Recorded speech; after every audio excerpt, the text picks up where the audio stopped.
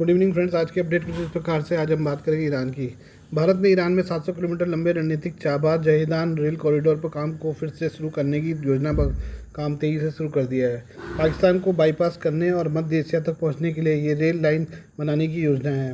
भारत इस rail link के जरिए बिना पाकिस्तान की ज़मीन का इस्तेमाल किए अफगानिस्तान और मध्य एशियाई देशों जैसे उज्बेकिस्तान कजाकिस्तान तक अपनी पहुंच बनाना चाहता है। भारत के इस रेल लाइन प्रोजेक्ट को चीन के BRI ग्वादर पोर्ट का जवाब माना जाता है। चीन ने पाकिस्तान के ग्वादर पोर्ट को विकसित किया, जबकि भारत का चाबार पोर्ट और यह रेल लिंक चीन के बढ़ते प्रभाव को संतुलित करने का एक रणनीतिक रास्ता है। प्रस्तावित चाबार जहीदान रेल मार्ग प्रोजेक्ट क्या है? मिंट की एक रिपोर्ट के मुताबिक प्रस्तावित रेलवे लाइन इराक के चाबार पोर्ट को अफगानिस्तान बॉर्डर के पास जहीदान से जुड़ेगी।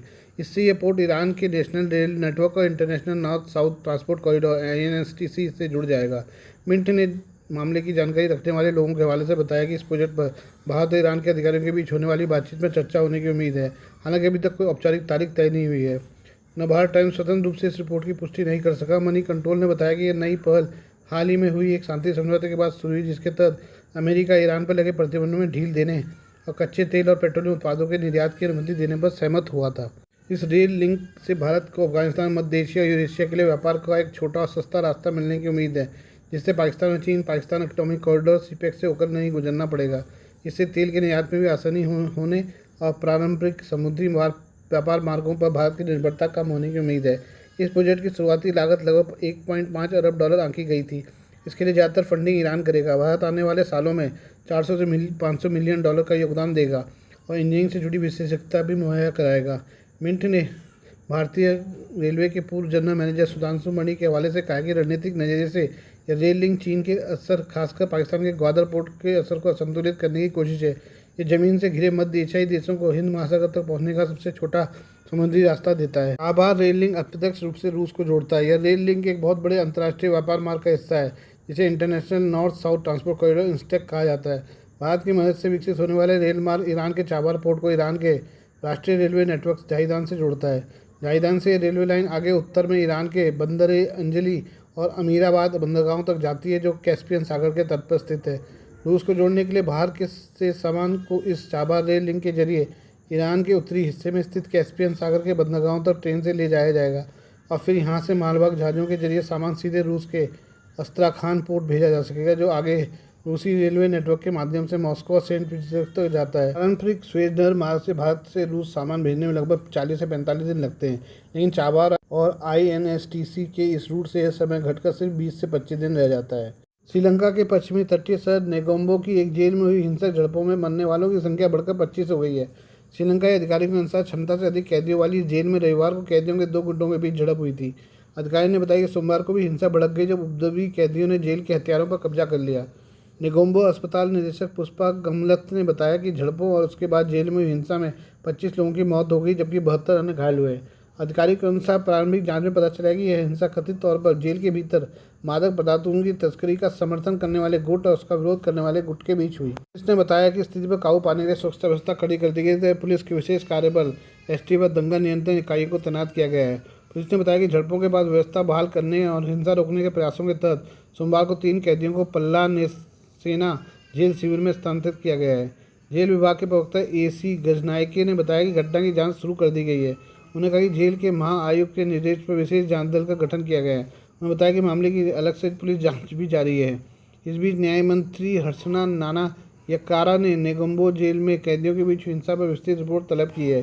घटना के संबंध में रविवार को मजिस्ट्रेट स्तर की जाँच भी की गई है। भारत की तरफ से मानसिक तौर पर अस्थिर बताए जाने के बाद पाकिस्तान के रक्षा मंत्री ख्वाजा आसिफ बौखला गए हैं। उन्होंने रविवार को कहा कि भारत की तरफ से उन पर किए जा रहे निजी हमलों से न तो नई दिल्ली के सामने मौजूद समस्याओं का समाधान होगा, न ही देश विदेश में प्रधानमंत्री नरेंद्र मोदी की गिरती साख बहाल होगी।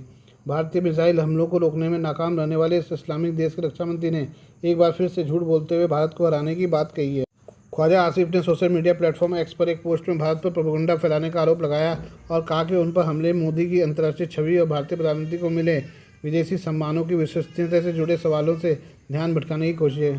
ख्वाजा आसिफ ने अपनी पोस्ट में भारतीय नेता राहुल गांधी का जिक्र किया है, जिन्होंने PM मोदी को अवार्ड मिलने की आलोचना की थी। ख्वाजा आसिफ ने ब्रिटिश अखबार द गार्डियन की रिपोर्ट का भी जिक्र किया और कहा कि दोनों ने मोदी को मिले कुछ पुरस्कारों को विश्वसनीयता पर सवाल उठाए हैं। उन्होंने लिखा, मेरे पीछे पड़ने से समस्या हल नहीं होगी। मुझे मानसिक रूप से स्थिर करने से मोदी की देश विदेश में दयनीय रूप से गिरती साख में स्थिरता नहीं आएगी, खासकर पिछले साल पाकिस्तान से मिली हार के बाद। उन्हें आगे लिखा, राहुल गांधी भी मोदी को मिले पुरस्कारों के बारे में वही बात कर रहे हैं कि वे एआई जनरेटेड हैं या वैश्विक राजनेता की छवि पेश करने के लिए खुद से मैनेज किए हुए हैं। इसने वास्तव में एक वैश्विक धोखेबाज के रूप में उनकी प्रतिष्ठा को बढ़ाया है। उन्हें आगे कहा कि यहाँ तक कि एक पत्रिका अखबार द गार्डियन ने भी इस मुद्दे को उठाया और उन पुरस्कारों की विश्वसनीयता पर सवाल उठाए। उन्होंने कहा कि विदेशों से नकली सम्मान हासिल करने के मोदी के हताश प्रयास उस साख को स्थिर करने की कोशिश है जो देश में दयनीय रूप से अस्थिर है। प्रधानमंत्री मोदी को दुनिया के देशों से मिलने वाले सर्वोच्च सम्मान को पाकिस्तानी नेता पचा नहीं पा रहे हैं। पाकिस्तान के सूचना मंत्री अताउल्लाह तरार और रक्षा मंत्री ख्वाजा आसिफ ने मोदी पर अंतर्राष्ट्रीय सम्मान को सोच समझकर किए गए जनसंपर्क अभियान में बदलने का आरोप लगाया था, जबकि प्रधानमंत्री नरेंद्र मोदी को साल 2016 से अब तक दुनिया के 34 विभिन्न देशों अंतर्राष्ट्रीय संगठनों से सर्वोच्च नागरिक और राजकीय सम्मान मिल चुके हैं। वे इतिहास में सबसे अधिक अंतर्राष्ट्रीय सम्मान पाने वाले भारतीय नेता हैं। पीएम मोदी को नॉर्वे, स्वीडन, इजराइल, रूस, Order of the Saint Andrew the Apostle, रूस का सर्वोच्च नागरिक सम्मान, फ्रांस सर्वोच्च नागरिक और सैन्य सम्मान, America Legion of Merit Chief Commander Degree, Kuwait, मिस्र, सऊदी अरब, संयुक्त अरब अमीरात, बहरीन, मालदीव, फिलिस्तीन, अफगानिस्तान जैसे देशों से सर्वोच्च सम्मान मिल चुका है। ये बात करें मोदी की इंडोनेशिया की यात्रा की। प्रधानमंत्री नरेंद्र मोदी 3 देशों की यात्रा के पहले चरण में इंडोनेशिया की राजधानी जकार्ता पहुंचे हैं। इस दौरान पीएम मोदी का भव्य स्वागत किया गया। इंडोनेशियाई वायुसेना के लाखों विमानों ने पीएम मोदी के एयरक्राफ्ट का एस्कॉर्ट किया। इसके बाद एयरपोर्ट पहुंचने पर इंडोनेशियाई राष्ट्रपति प्रबोवो सुबियांतो ने प्रोटोकॉल तोड़े पीएम मोदी का स्वागत किया। प्रधानमंत्री मोदी इंडोनेशिया में 6 से लेकर 8 जुलाई तक रहेंगे। इस दौरान वो दोनों देशों के बीच कई क्षेत्रों में साझेदारी को गहरा करने पर जोर देंगे। इसके अलावा भारतीय समुदाय के लोगों से भी मुलाकात करेंगे। पीएम मोदी के इंडोनेशिया यात्रा के कई उद्देश्य हैं। रणनीतिक साझेदारी को मजबूत करना। पीएम मोदी की इस यात्रा का उद्देश्य दोनों देशों के बीच व्यापक रणनीतिक साझेदारी को मजबूत करना है। यह प्रधानमंत्री का चौथा दौरा होगा। मई 2018 में व्यापक रणनीतिक साझेदारी के स्तर पर पहुंचने के बाद पहली द्विपक्षीय यात्रा होगी। रक्षा और सुरक्षा सहयोग में उच्च स्तरीय दौरा, नियमित द्विपक्षीय और बहुराष्ट्रीय एक्सरसाइज और रक्षा उद्योग में गहरे सहयोग, ब्रह्मोस की बिक्री सहित के जरिए तेजी आई है और इसका दायरा भी बढ़ा है। समुद्री पड़ोसी होने के नाते दोनों देशों ने 2018 में हिंद प्रशांत में भारत इंडोनेशिया समुद्री सहयोग के साझा दृष्टिकोण को अपनाया। IFCOR में एक इंडोनेशियाई लाइजन अफसर की तैनाती से हमारी मैरीटाइम डोमेन अवेयरनेस को और बढ़ावा मिलेगा। भारत NDA और DSSC में इंडोनेशियाई कैडेट्स और ऑफिसर्स के लिए स्लॉट भी तय करेगा।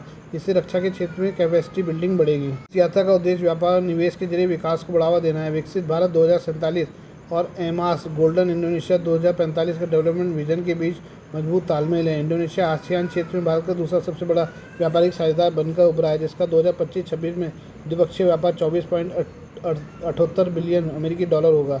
इंडोनेशिया में अलग अलग क्षेत्रों में 130 से ज़्यादा भारतीय कंपनियों ने निवेश किया है। Please do like, share and subscribe this channel of my news, views and analysis by Prakash.